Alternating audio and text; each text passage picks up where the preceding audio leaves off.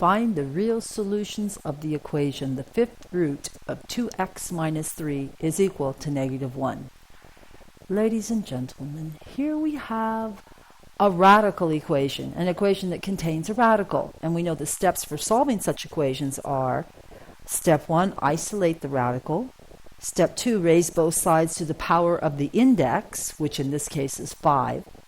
Step 3, solve. And at the end of step 3, if a radical remains, repeat steps 1 and 2 until no radical remains.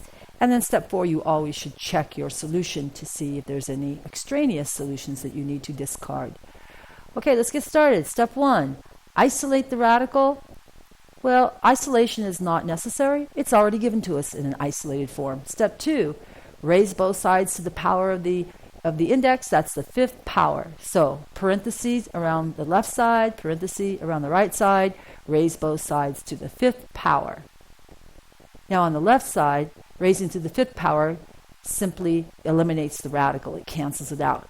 And all we have is 2x minus 3 equals -1 to an odd power is -1, because a negative base raised to an odd power is negative. We're into step 3 now, solving this equation for x. Move the 3 to the other side, the -3, by adding 3. We get 2x equals 2, and eliminate the coefficient. Divide both sides by the coefficient 2. Our answer appears to be x equals 1, but let's check it, step 4, to make sure it's a valid solution. Just replace the x in the original equation with parentheses and the value 1. So the question is the fifth root of 2 minus 3 equal to -1?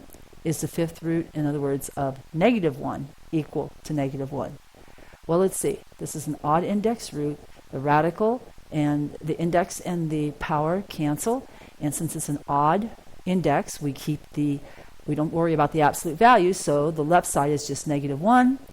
And -1 is indeed equal to the other side, -1. So our answer, x equals 1, at the end of step 3, is indeed valid.